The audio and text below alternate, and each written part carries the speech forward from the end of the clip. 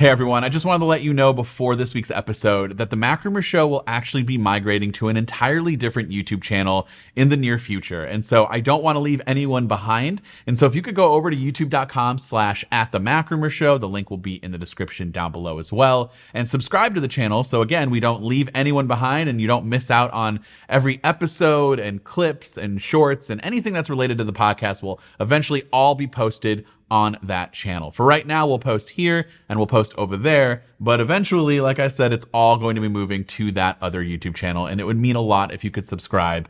And yeah, thank you so much for watching, and we hope to see you over on that YouTube channel. And enjoy this week's episode. Welcome back to another episode of the MacRumors Show. I am Dan, the man to my, well, you're my right. Yeah, it'll be like this the way we record it. Hartley as usual. No guest today because we have a riveting conversation about iOS 18, and we couldn't find any iOS 18 experts out there because it's not available yet. But there are tons of rumors going around surrounding iOS 18, and a lot of them have to do with AI. Hartley, how do you feel about AI, just in the broad sense? I am both utterly intrigued by it and impressed by it, while simultaneously utterly terrified. Yeah. Same here. Like when it comes to AI and just like the very general sense of like how it could help us with day-to-day tasks, not that terrifying. When it comes to AI, like replacing jobs and doing things in robots on its own, like that's terrifying. But when it comes to Apple, that's not what we're really expecting, or more so expecting improvements to a particular area of the operating system that honestly needs to be improved, and that's Siri. So, and amongst other features, but a lot of this stuff is also just like, hey, we have Siri being on device. Well, we'll talk about that specifically, but just when it comes to the operating system as a whole and Siri as a whole, just being a little bit better. So with that said, and also apologize to those who are listening, I am stuffed up. Just the life of having kids. Hartley just told me about 5 minutes ago that he's also under the weather, but there's no excuses, no days off. We're still bringing you this episode, but just, bear with us. Maybe grab a tea, chill out a little bit, get cozy. We'll try to make this a little bit more relaxed, but let's talk about some of those iOS 18 improvements, and when it comes to like Siri, we'll start with that. Would you like to inform us about some of those new features that we can expect? Yeah, so it's supposedly going to be a wholly new version of Siri, which would be significant because it needs it. It really does at this point, because I don't know if you've used the version of ChatGPT that is voice controlled. But it's very impressive.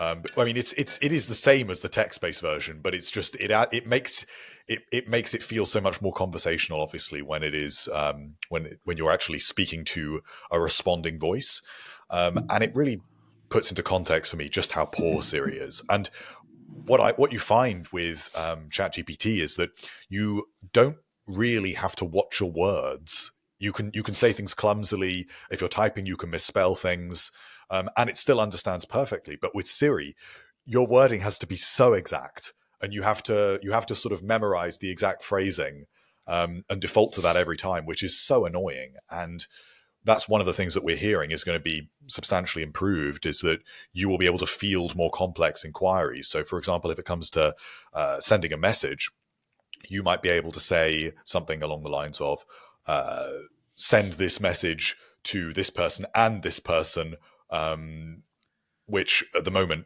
it will only assume is a group chat. But it would have to be that exact name. It wouldn't be able to be renamed. There would be all these specific conditions.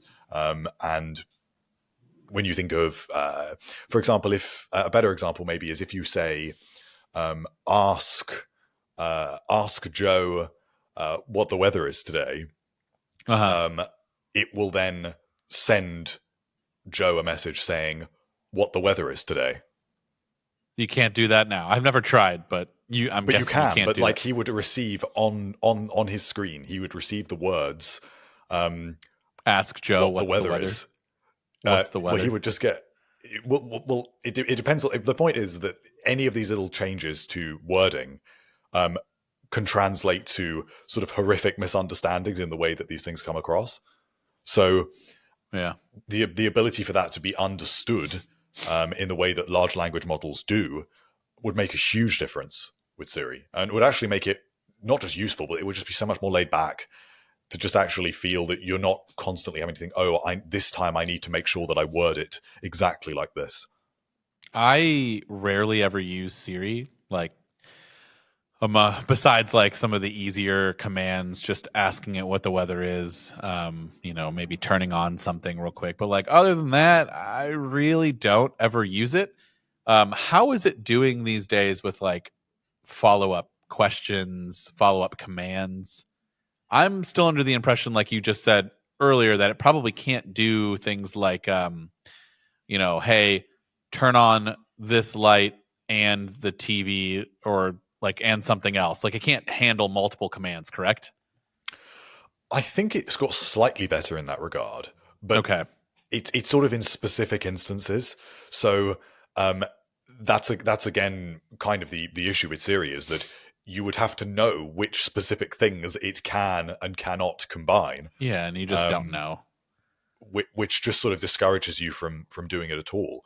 And I think most people that do use Siri, it's ultimately for very basic stuff, because you just can't field those complex inquiries, which you really need to be able to do to feel that you can do something really casually. It's like Siri's on the Mac. I don't know how many people really use Siri on the Mac, but I would like to be able to say, like a really fluid command, which would make Siri useful on the Mac. I'd like to be able to say, open Google Chrome, go to the Riverside link in Calendar, and then open Notes in split screen. And it should be able to understand that. And if it was ChatGPT, it would understand that. But of course, ChatGPT isn't plugged into macOS. So that's where Siri can really come into its own, I think. Whether it will be able to do that next year, I don't know. But I think hopes are being set quite high for what iOS 18 and presumably the other software updates next year will be able to do in terms of AI features. This episode of the MacRumors Show is sponsored by Masterclass. I'll admit it, I'm not the best person when it comes to personal finances. There's definitely a lot of room for improvement when it comes to cutting costs and saving more money, but most importantly, taking my saved money and making smarter investments. There's a Mastering the Markets class on Masterclass that really gave me some great insight that I'm trying to implement into my personal life. Whether you're watching Masterclass on TV, listening in audio mode, in the app, or on their site, the quality just speaks for itself. It's like Masterclass instructors are your own personal mentors that are going to help you reach that next level. How much would it cost to take a one-on-one class from the world's best? Easily hundreds to thousands of dollars. With a Masterclass annual membership, it's just $10 a month. Memberships just start at $120 a year for unlimited access on one-on-one classes with all 180 plus Masterclass instructors. Learn how to negotiate a raise with Chris Voss or manage your relationships with Esther Perel. There are over 180 classes to choose from, with new classes added every month. Take classes from MKBHD and become a GOAT YouTuber, or do what I did and learn more about your personal finances and how to manage and invest your money in that Mastering the Markets class. This holiday season, give one annual membership and get one free at masterclass.com/Mac. Right now, you can get 2 memberships for the price of one at masterclass.com/Mac. That's masterclass.com/Mac. Offer terms do apply. Thanks, Masterclass, for sponsoring this video. So, like, we're expecting this to then just kind of be more similar to like what's possible with like the Shortcuts app, like being able to add multiple functions to your command, because that'd be kind of cool too. I mean, I know you can just create a shortcut right now to help with some of these things, but like, just be easier for me to be able to say, do this, and then this, because you can and then like when it asks me. Like when it does those things, I should be able to still have like a couple second window to be like, you know what, never mind, turned off this. Like I didn't want that. Like I feel like that just makes it better and more conversational, like you said. So hopefully we can get to that point.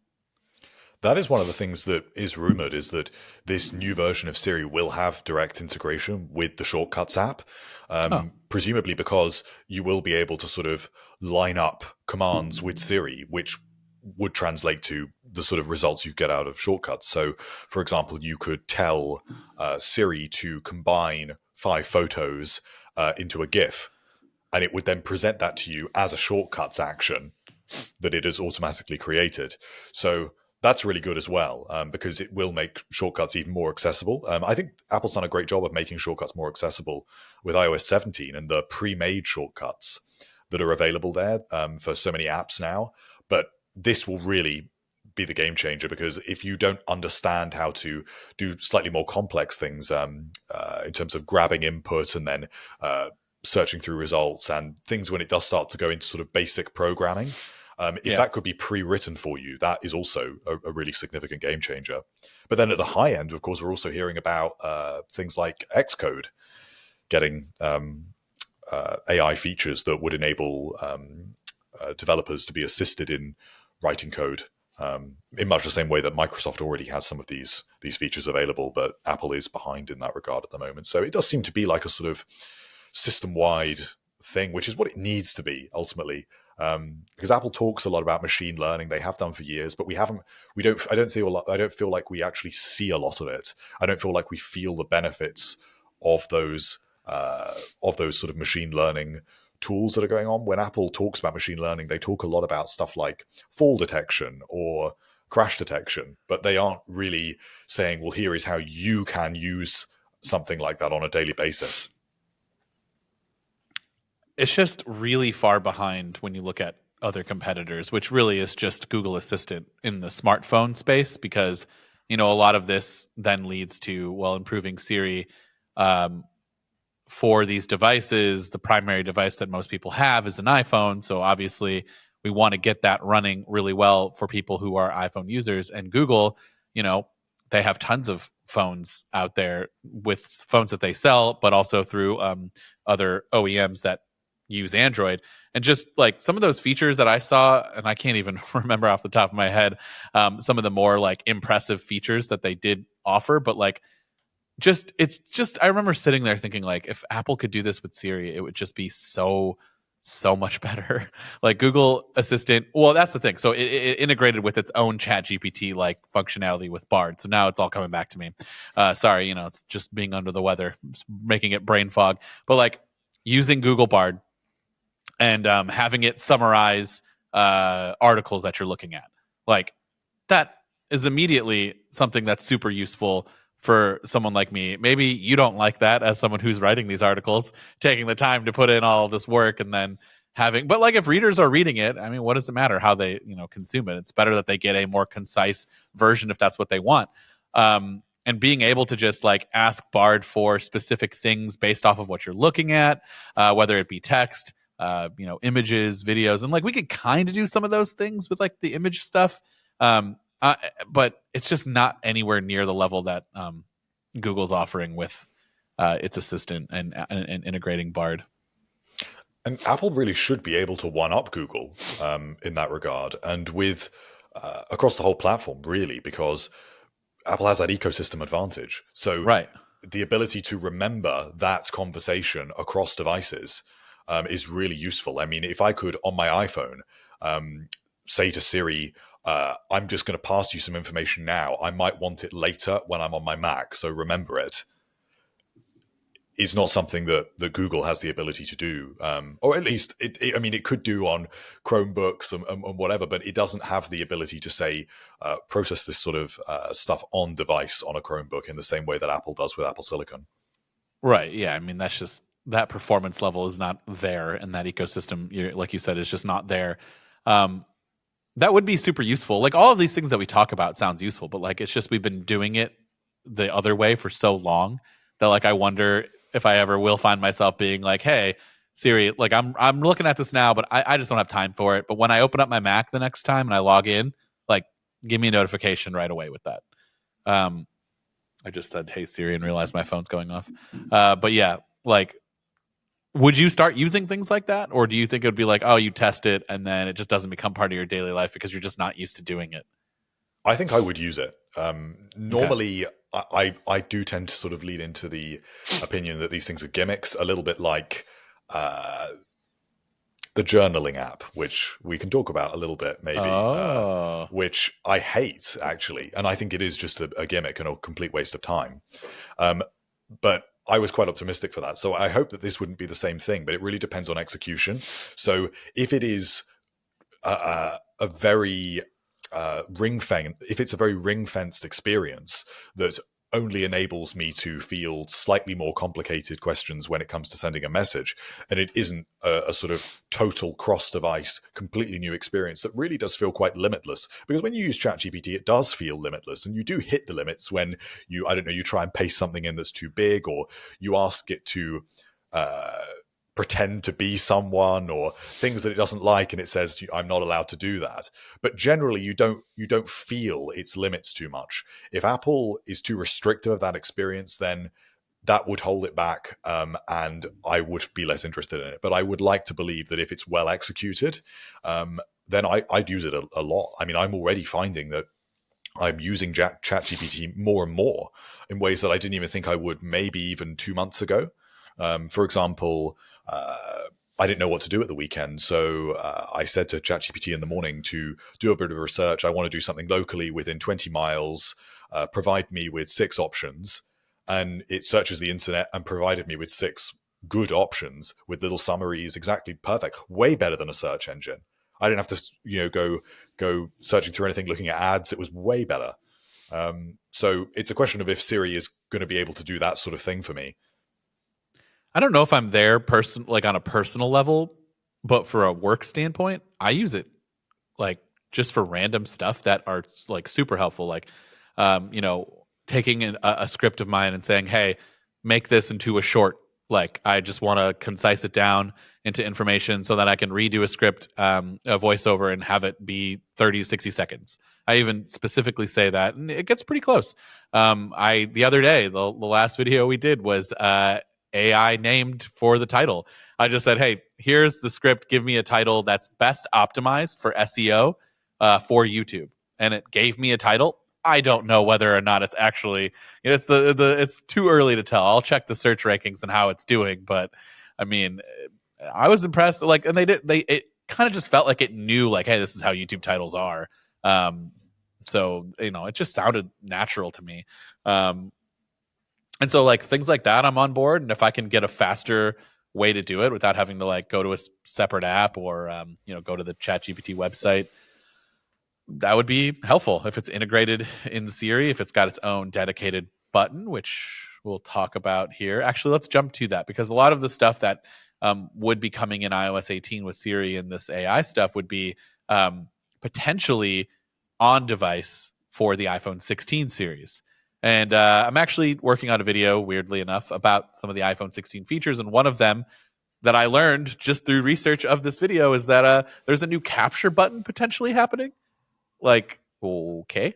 In my opinion, when I hear the term capture, I think of a photo, a video. So my first thoughts were like, okay, this is probably going to be related to the camera. And we don't really know what it's going to be for, if this rumor is true.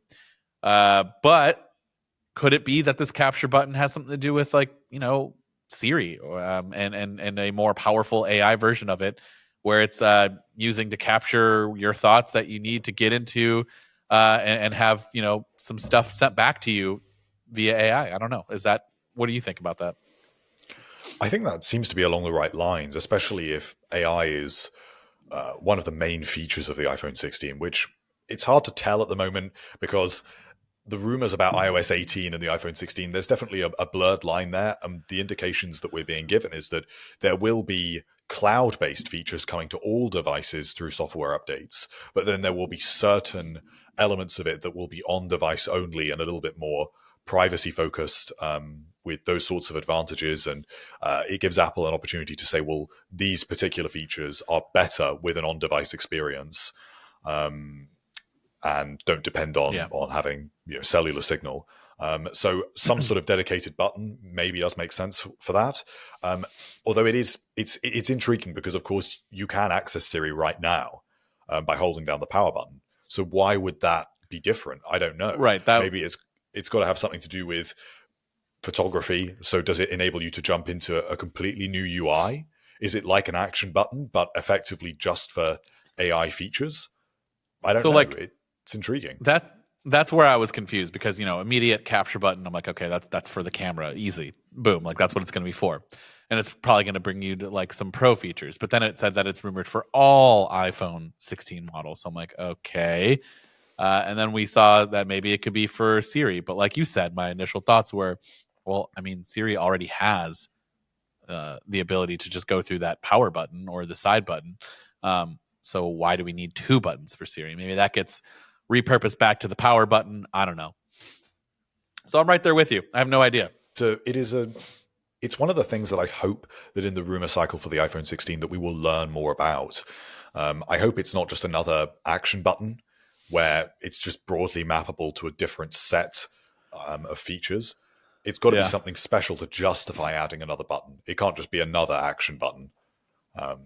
And really, it's got to be quite unique in terms of what it's offering, because you do have already the ability to access Siri through that button, and you also have the action button. So I can't get my head around that right now. But it does seem to make sense to me in terms of the on-device processing element of it. I think that's maybe where the discussion with Apple Silicon goes next when we look at the A18 Pro, when we talk about M4. Maybe this is the direction Apple goes in, and Apple can start to say, these chips offer a completely different and more specific and more refined on-device processing for the new version of Siri, or whatever, however they're going to word it, or whatever they'll market it as, and that they can, generation over generation, explain why that experience is faster and better. Because Apple Silicon is good. By the time they get to M4, M5, is it just going to be every time 10% better CPU performance? They've got to have some other morsels to throw in there. And I think that AI seems like the perfect thing. We heard a little bit more about AI with the M3, actually. It's got the same neural engine, but because of 3 nanometer, you get better performance out of the neural engine, even though they've got the same number of cores. So, yeah, I think that it does make sense in terms of what's yet to come. There's definitely both a software and a hardware side of the AI discussion. And we don't hear that much about AI hardware. We hear a lot about AI software and cloud processing, but I think that that's where Apple really has an opportunity, in addition to its ecosystem advantage, to really bring AI into its own with that hardware advantage. Hey guys, just wanted to take another quick break to let you know that this episode of the MacRumors Show is sponsored by Factor. This holiday season, you might be looking for nutritious, convenient meals to keep you energized on jam-packed days. Trust me, having 3 children like I do makes the holiday season an even busier time of the year for us, and I'm so happy that when I'm in a pinch, I have Factor meals at the ready. Factor, America's #1 ready-to-eat meal delivery service, can help you fuel up for fast breakfast, lunch, and dinner with chef-prepared, dietitian-approved, ready-to-eat meals delivered straight to your door. You'll save time, you'll eat well, and you'll stay on track with your healthy lifestyle while tackling all of your holiday to-dos. There are tons of different categories of meal plans to choose from, too. Looking for calorie-conscious options over the holidays? Try the Calorie Smart meals with around or less than 550 calories per serving. With Factor, you can rest assured you're also making a sustainable choice. They offset 100% of delivery emissions and source 100% renewable electricity for production sites and offices.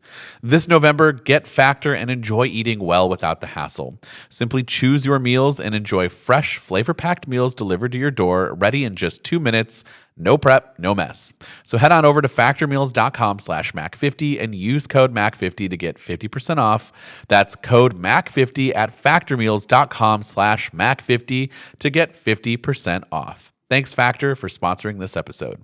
Do you think that there will be some AI features directly related to the Apple Vision Pro? I mean, it only makes sense. Like, that seems like a really big opportunity for Apple there as well. What do you think that landscape would look like? That's a really interesting question. Off the top of my head, I honestly don't know. Yeah, I mean, me neither. That's why I deflected it to you. It's because I think ultimately our wishes for Siri are so simple, and what Siri is doing is being done by things like what we want Siri to do is already being done by ChatGPT. Really, if Siri just did what ChatGPT did, and Siri had a typable interface, that would be fine.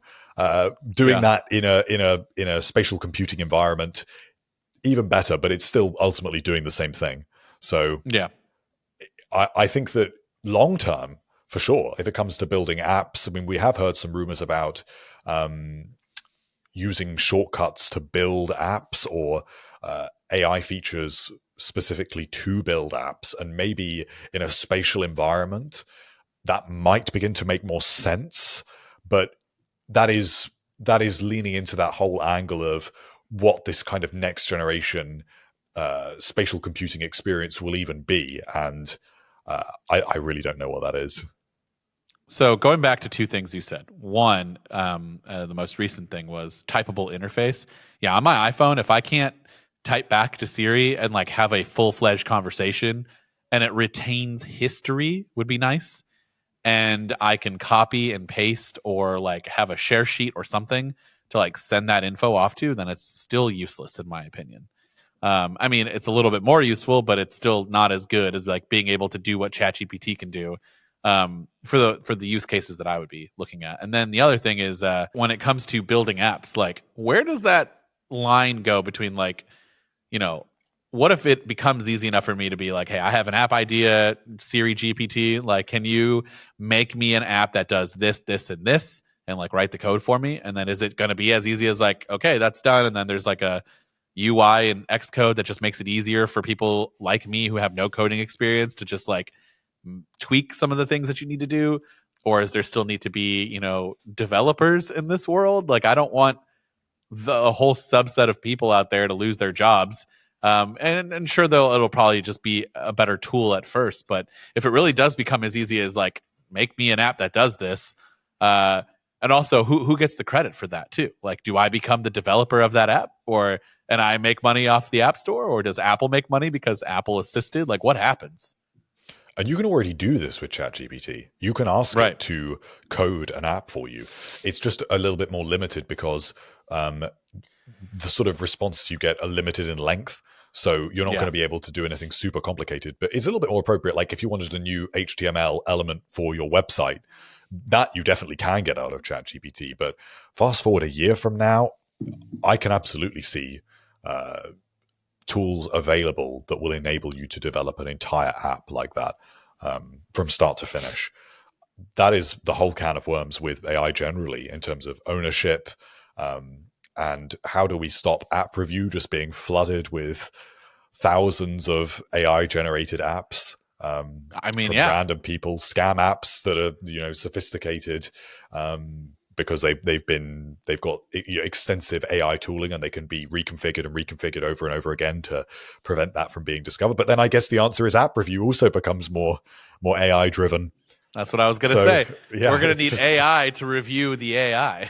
It's just a never ending cycle. I don't know what the answer is, but I think that ostensibly at surface level, it is only a good thing if people like you and I with very limited to no coding experience can actually do that and can just think, oh, I want a better calendar app. I want it to do this, this, and this.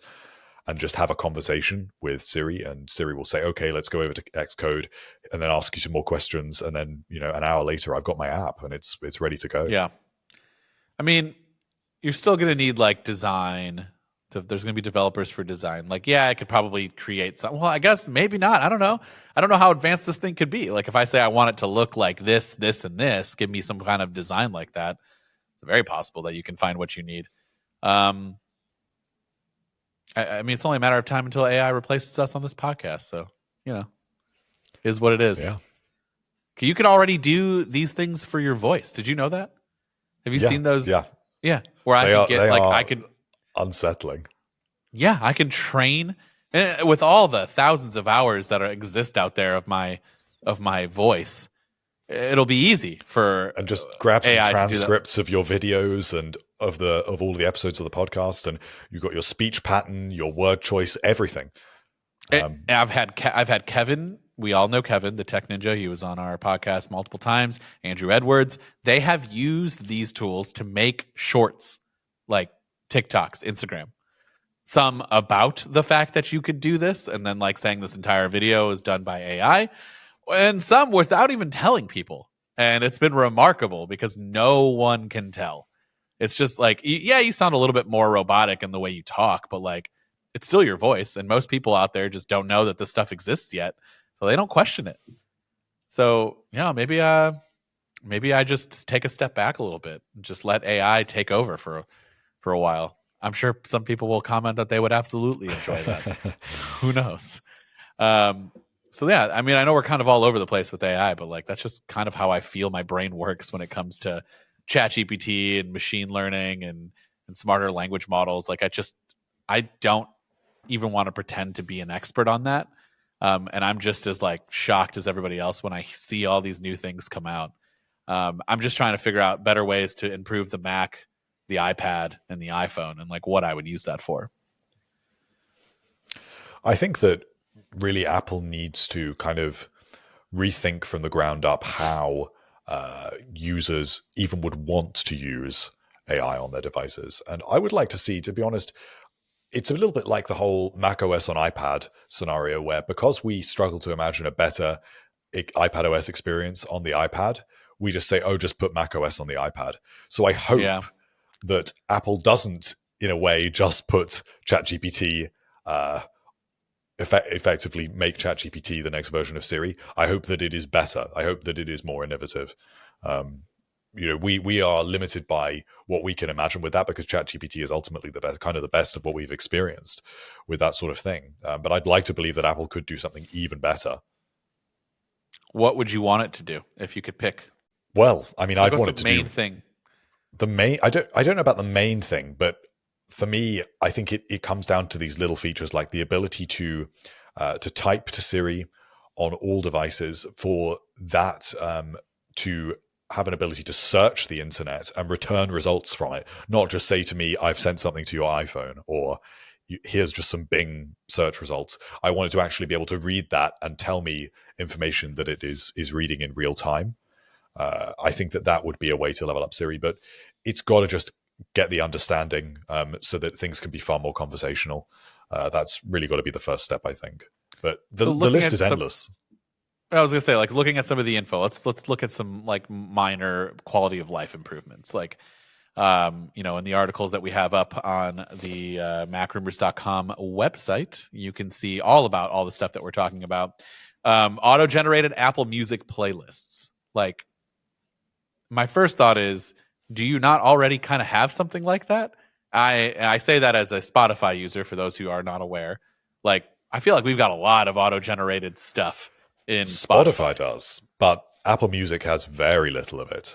The best you get is your get up mix, your chill mix, your new music mix, and that is just using information about what you've favorited in the past, and you get a playlist of like 25 songs, but it's not particularly good, and that's really all you've got. There's a couple of other new features, like you now get suggestions to add songs to a playlist, so it can look at what's in a playlist and suggest some other songs that may be similar or may be relevant to whatever that playlist is trying to be. But this is so far behind what Spotify is doing. So Apple Music is definitely an area that would benefit. You poor Apple Music people. We've had that ability, the auto like generated list of things that you'd want to put in that playlist. There are playlists, like I can search up a specific like genre mood. Like the other day I looked up Halloween themed like pop punk music, and it was a Spotify created. So like that's how I know, okay, this is going to look at music that I listen to and bands that I listen to, and then it's going to give me songs that are like somewhat creepy. I think a lot of these ones were like, it had like creepy names or like Halloween. Like it was cool though, like based off of the music that I listen to. And then there are countless other playlists out there that are not based off of that. But like you can type in different moods, different genres, different whatever the case may be, workout mix, and you get a ton of that stuff. Also, the ability to create your own playlist, and then when you shuffle it, it's like a smart shuffle feature, and it'll just throw in songs automatically in that playlist based off of what you listen to, that fits like the vibe that you have, which is kind of cool. So it's like that kind of stuff that what you're looking for? Yeah, definitely. I mean, anything really. I mean, Apple Music is so far behind in terms of these features. Virtually anything that Spotify currently has. I mean, bear in mind, the best thing that we got in Apple Music in like the last 3 years is crossfade.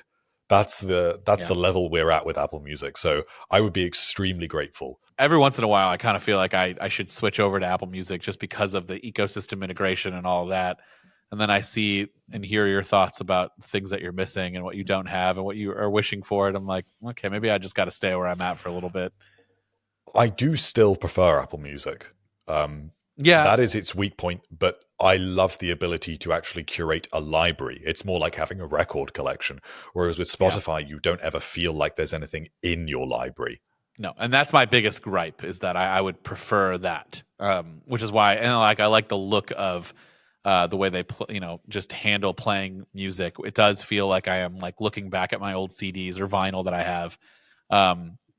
And you just don't get that experience. So like as a music lover in that regard, yes, that's what I ultimately want, is just to go back. And it just takes me back because like I used to use iTunes all the time to organize my library, to put on my iPods. And like it does still feel like that, whether that's a good thing or not, because it's just been dead for so long. But it does still feel like that's what you kind of have. And you don't get that with Spotify, you're right. But there are so many other good quality of life improvements that I just don't know. It'll have to be one of those things where and this could be another transition for AI in another space. CarPlay, like making CarPlay a lot smarter with Siri commands. That's where I feel like using Siri to the best of your ability makes a lot of sense. You're alone in your car. You should not be picking up your phone.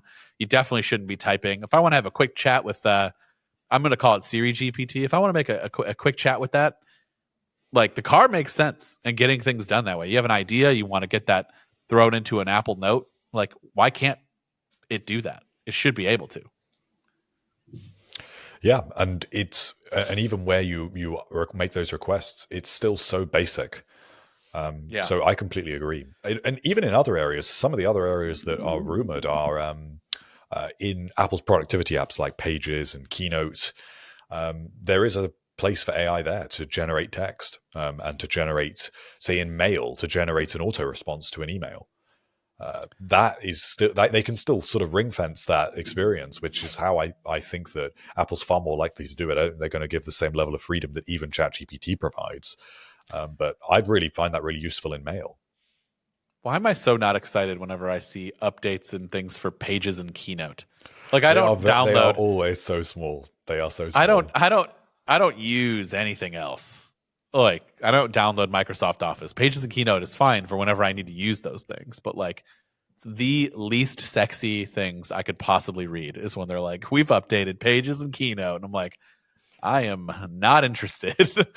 I do not care. Put those productivity app features with AI into reminders, notes, make those better. Those are more important in my opinion. But I know there's going to be some Pages and Keynotes fans out there potentially just driving very angry at this moment in time or slamming their fists at their desk because they're just like, what are you talking about? Are there exclusive Pages and Keynote users? Like I feel like Microsoft Office has that just at a threshold, just really I've grabs used Pages that. And Keynote and Numbers for years, but I don't know if I'm just too deep in the Apple ecosystem. Do you write your articles in those? No. But like when I was at like at school and university, like I never used Microsoft. I was always that person who was like, no, let me export this into a Word document. Yeah, hold on, I'll send you the right one. Yeah, you know how many conversations I've had to have? Oh, I can't open your text. Oh, by the way, life hack, which I don't know, is that still an issue these days? Is the .doc or .docx like still a problem? If it is still a problem, here's what you do. Send over, but you got to make sure they don't have a Mac and the ability to do this. But if you have one of those teachers that has like a PC, send over a .docx and just know that it can't get opened right now at the day of like a deadline. And then when they say, oh, I can't open it, you've got like another day or a couple hours to rework your stuff. And then don't listen to this advice, by the way. I am just joking. But like, I feel like that was always a cool hack. Like you sent that and they're like, oh, I can't open it. You're like, cool, I've got some time to tweak this to make it better. Because they're like looking at an email length of time. That could be a full day of me not responding. It's such a nostalgic problem. I've done that before in the past, but also my past for that was 15 years ago. So, it was a lot of fun. Yeah. I have nothing else. No. I think that is it. Yeah, I would love to hear everybody else's thoughts, though. I mean, I'm sure we're missing a bunch of things. I don't know. I think there's a lot of improvement for Siri, obviously, and a lot of things that ChatGPT like AI could be beneficial in the Apple ecosystem. I just couldn't tell you what one specific thing I would want it for. That's up to Apple to. And it's because it needs to be so comprehensive. It needs to be system wide. It needs to be in Mail. It needs to be in Keynote. It needs to be in Numbers. It needs to be in Siri. It needs to be in Shortcuts. It needs to be in Apple Music. I mean, even things like Apple Podcasts would benefit, giving us AI transcripts with the ability to just say to Siri, "I that insight from the podcast at 11 minutes through, capture that, add that to notes." Or save that, clip that as a file. I want to be reminded of that later and add a linked reminder to it. So it just needs to be everywhere, ultimately. And I don't know if we're going to be set up for disappointment because I don't know if Apple's going to be brave enough or capable of providing that in at this point, like 7 months, 8 months? Well, that was the other thing. I guess we can end on this. Is one of the other articles that we were using for our little reference notes here is that apparently they paused a lot of new features for iOS 18 and macOS 15 to clean up bugs, which, I hate because I want all the flashy new features, but I know you appreciate, and I do appreciate as well. So, like, what are we even going to get if Apple has to take time for its developers to be like, yeah, you probably shouldn't do that right now. Focus on the bugs first. I feel like a lot of these things that are rumored for next year are probably not going to happen right away. I think that I can imagine AI being basically all we get. And if it is fairly well spread out, I think it will be enough. But maybe it's just the other features that we don't know about that are early in development, and Apple's just thinking AI is enough, and we have enough bugs to fix. And I hope that's what's going on. I hope they're not actually shelving too much of this AI capability for next year. All right. Well, let us know your thoughts on AI and Apple and how those two could coexist in the comments, or hit us up on X, Instagram. We have a whole bunch of stuff that we're slowly rolling out. We have our own MacRumors Show TikTok account. You can go check that out. Soon we'll have the Instagram account up and running and getting some posts up there. We have obviously the new YouTube channel that's dedicated, which eventually will be the only place where you can watch and listen on YouTube. And yeah, go follow us in all of those places, and we'll catch everybody in the next episode.